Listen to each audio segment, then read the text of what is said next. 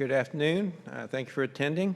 I'd like to thank a couple of my cohorts on this. One is Ross Krishnarant, he's another INTERA. And we have two folks from UT at Austin, Ray Alcalde, he's a grad student, and Dr. Charlie Worth.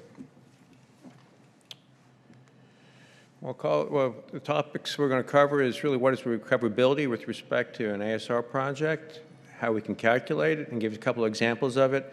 We'll summarize a couple of issues, and we'll talk about potential roles that GCDs can have in this arena. I get started on just a generic picture of what ASR is. We have one with a cross section, and this is a situation where you're putting water into the ground that has native groundwater, and the assumption when you go to look at ASR and model it, it's displacing water. It's physically like plug flow. It's pushing water away. And that first place is where it mixes with the native water. It's the buffer zone. And then as it pushes away enough, you start getting just the pure water involved, and that's the storage area or target area. And ideally, you want to be able to push water into that zone and pull it back and just work within that storage zone itself. And the top view is, again, just showing those three zones. And it's a perfect circle in this picture. There's no regional flow. There's no distortion of the flow field. But in reality, these are very highly schematized. The blue is kind of representing sort of elongation you might get when you go to inject the water. It's, of course, elongated in the direction of the regional gradient. And the orange is representing, again, a schematic of what happens when you go to draw water. Those two footprints will not be exactly the same. And in the next slide, on the right side, we're overlapping those two footprints. This is, again, a schematic. And on the right-hand side, that hatched area is really the area that we're going to call the recovered area of injected water. And the recoverability number that the TCEQ is going to be looking for, we'll talk about that later, is looking at how much water you injected and how much you pulled back and how much you recovered.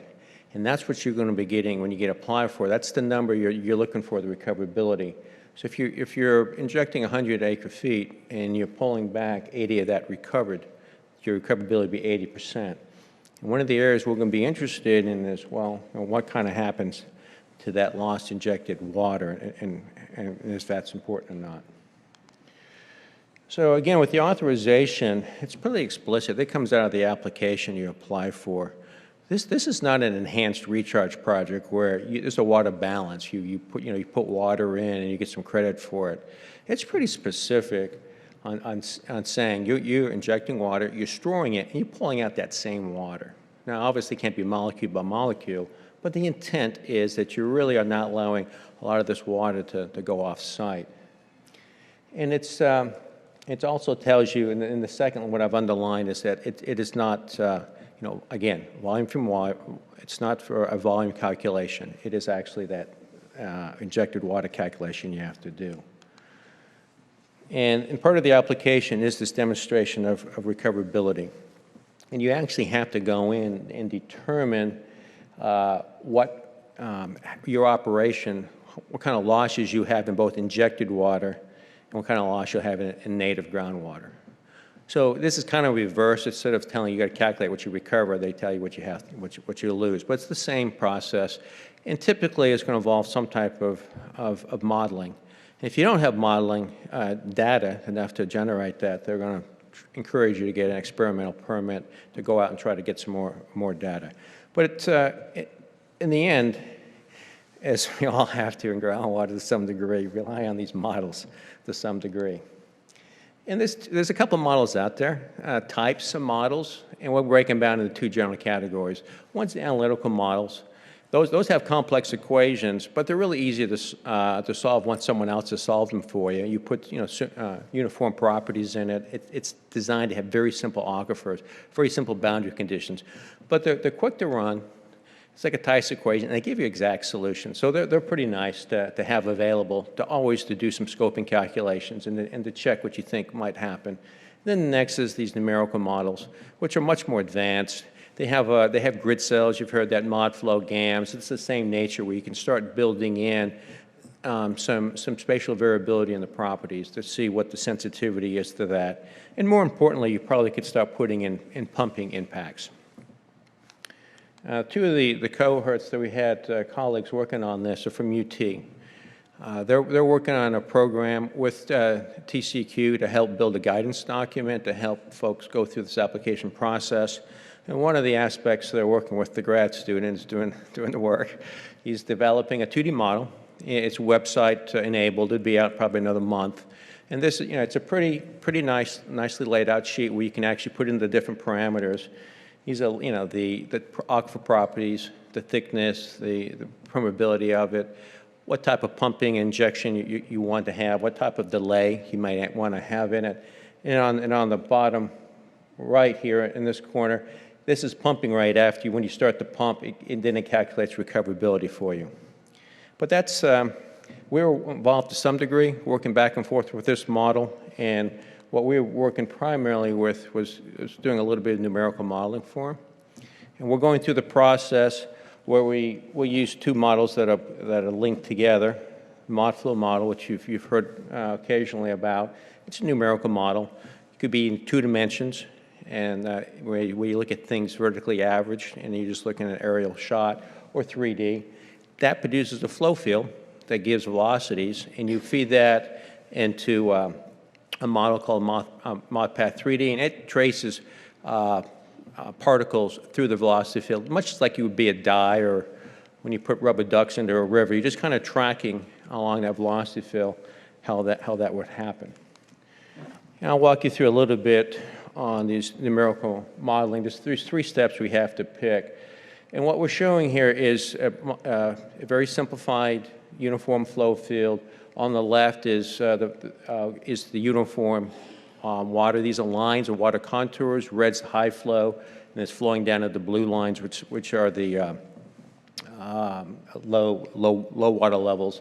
And again, the gradient which we're talking about is the slope of the water table. We're going from red lines to blue lines.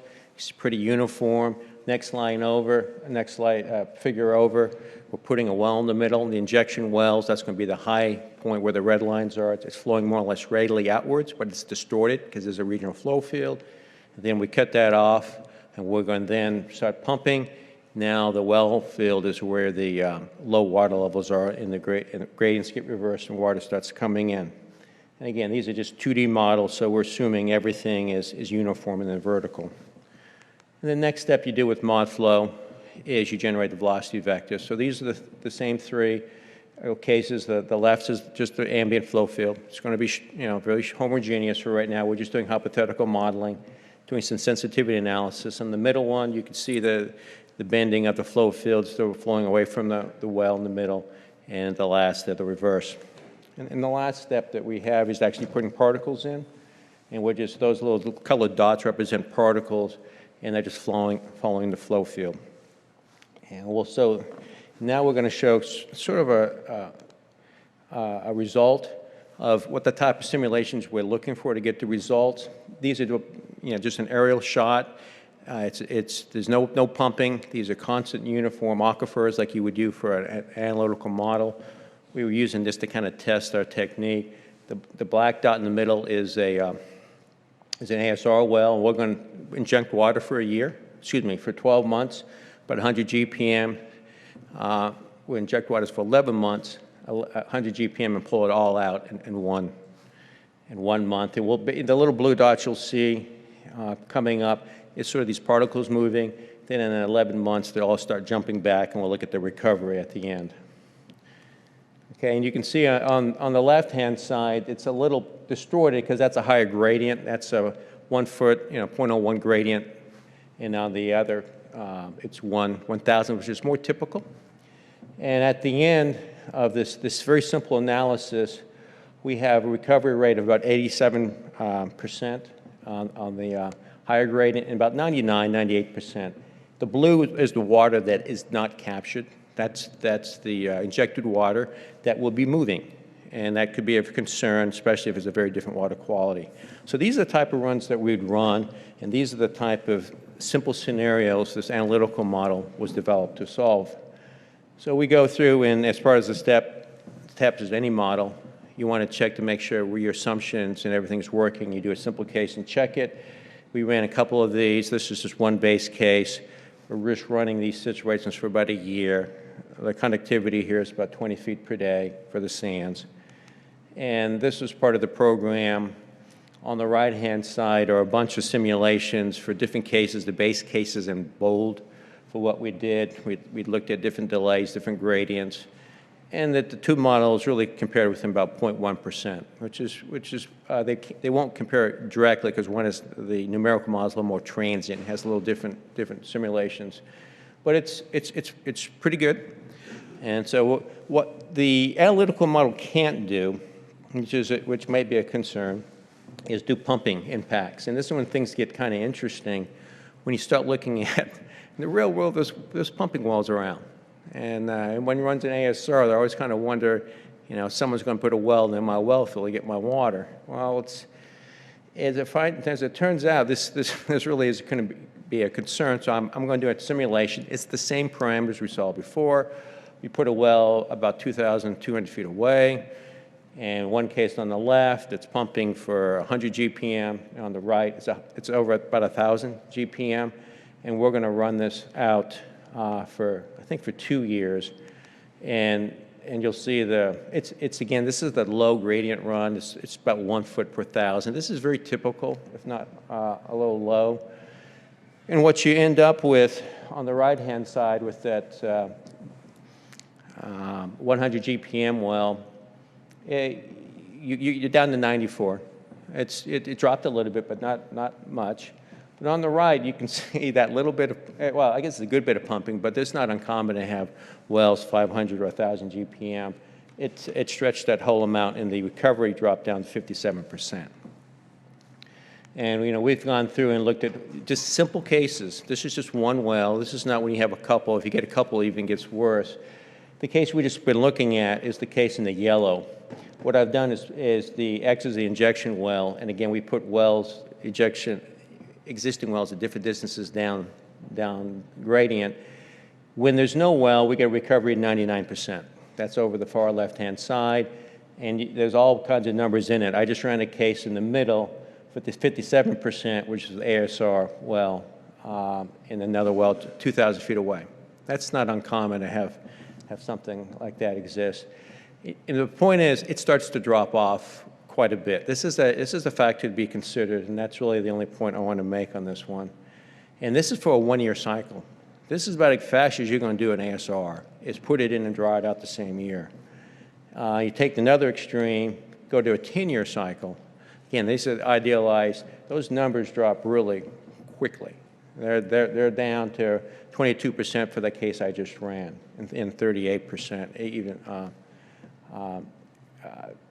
You can get up to 38%, but those wells really have to be kind of far away. So you can see that this recoverability factor starts to be an issue when you start looking at areas where there might be some existing wells in your area.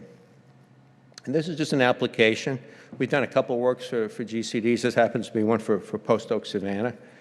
And City of Rockdale had some water available. This is just kind of a hypothetical example. We looked at enhanced recharge.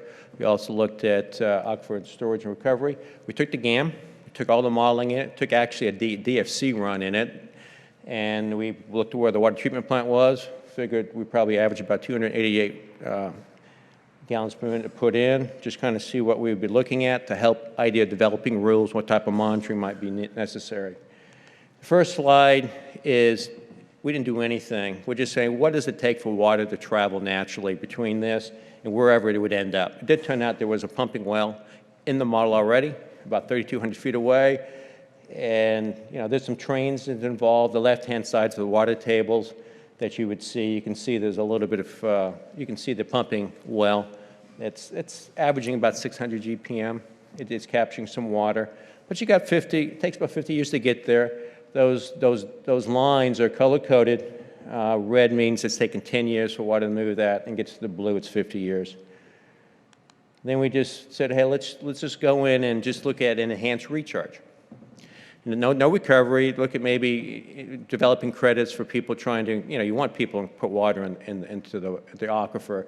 Let's look at enhanced recharge rules. Hypothetically, we just end up putting in 288 GPM on it constantly over year after year.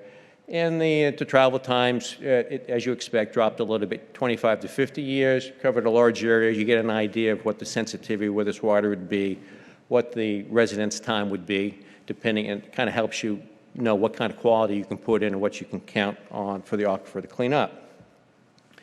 Then the next stage, we're looking at actual ASR applications. And I'm just showing you sort of the end result here. This is the case where we're actually we're running it for 36 3-year cycle, where basically for 32 months it's pumping in and it pulls out for 4 years. And then we ran it for 72 months. It's, once it gets to the constant rate, it doesn't make any difference. But what we did here, went into the extraction well and just put different pumping rates in for 0 GPM. We just took that well out. Best we could do was 71%. Then we put it up to 1,500. It would drop down to 56%. Again, you're looking at numbers much below those 95% numbers we were looking at before. And then we go to a 72-month cycle, 6-year cycle. Those numbers all drop between, below 20%. It's even now the effect of the down gradient well is not that great because you're just losing capture. It's really by displacement it's moving on. So kind of recap on recoverability. It's an important number for both the ASR applications. And what I have not really explained too much in the GCD regulations take over if that applicant starts to pump beyond what the recoverability number is, what TCEQ recommended or provided in the application. So they start pumping, in our case, more than 80%. The GCD rules for spacing and fees and everything start to apply. There's also concern with the economics, but also in some cases, this business about downgrading existing wells is an issue. If you put water with different chemistry in the classic cases, you put in oxygenated water, some surface water, and it starts to react with reduced compounds like pyrite with iron that has arsenic in it. Those get released, and that's always a concern. It's always been one of the major concerns of ASR. So, one of the concerns we're going to be interested in is these, for these down gradient wells, especially if they're close, and what they're being used for. And the two factors that really affect the calculation really are nearby wells that you have to consider and how long you go on that residence time. There is some monitoring requirements down, but they're pretty minimal, and they're really not designed to look at verify the migration of water or the recoverability. They're in Chapter 27 of the Texas Water Code. You have to report monthly injection and pumping rates, which makes sense.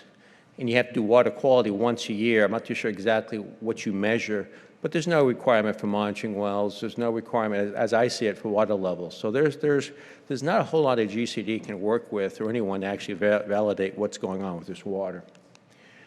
So we'll throw some things out there as potential GCD's roles and responsibilities.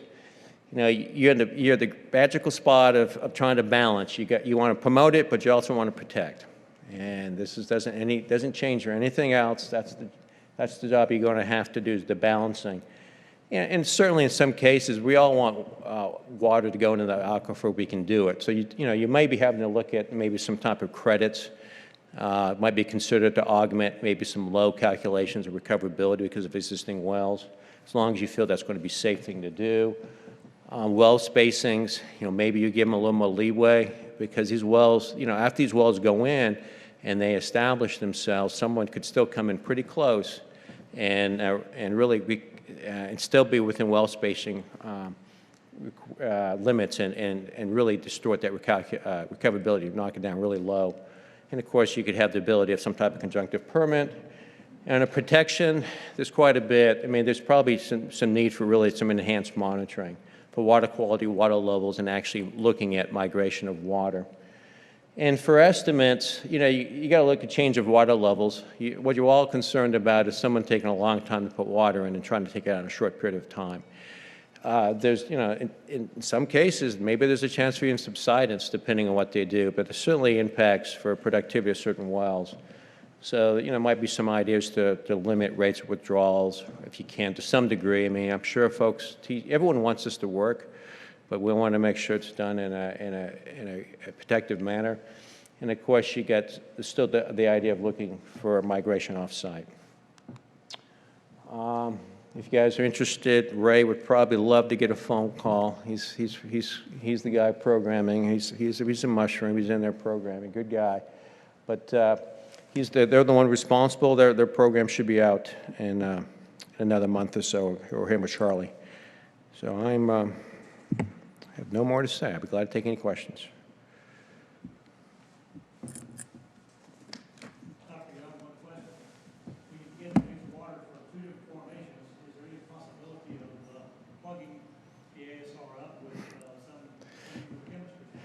Okay, so I got an easy question. So the question was basically, if you end up mixing water qualities, from two different aquifers or two different sources, is there a chance for plugging or, some type of clogging? And yes, unless you hire the right consultant.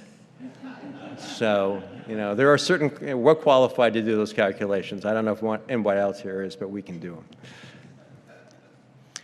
So two-part question, Speaking of competition, now you're going to... Two-part question. Number one, if you included dispersion in the calculations, you think that would change your results much? And then number two, in a karst system with any kind of gradient, any general comments on that and other considerations? What kind of system? In a karst system. Oh, God. Karst, go to WSP, okay? We're not going to touch that. That's going to be, that they can do that. So we certainly did not look at that. The first question about dispersion, whenever you do a transport equation, is where you get dispersion, and that term is supposed to include type of how do you handle variations of velocities, because you definitely have variability in the system of sands and clays, and if you put it in, you're going to get lower recoveries, and we did not put that in. These can get really complicated. In some cases, it might be interesting to look at if you were to actually look at a very highly variable system with sands and clays. Someone's got to take a look at you and say, yeah, you're going to try to put this into 8 layers. So the concept of dispersion is definitely important. How to put it in, I think you would be in court all day arguing over what's what. And I think we can be reasonable in understanding, if you do sensitivity analysis, with putting in proper layerings, that you can handle it with particle tracking. That's my recommendation, only because you're going to get so convoluted. Those numbers really would drop. And I know we've all looked at those questions, and they're tough. So there's no standards out there, but I would recommend against that. Not to say it shouldn't be looked at, but not as a calculation to be shared. Anything else? Well, thank you for your time and interest. Thank you.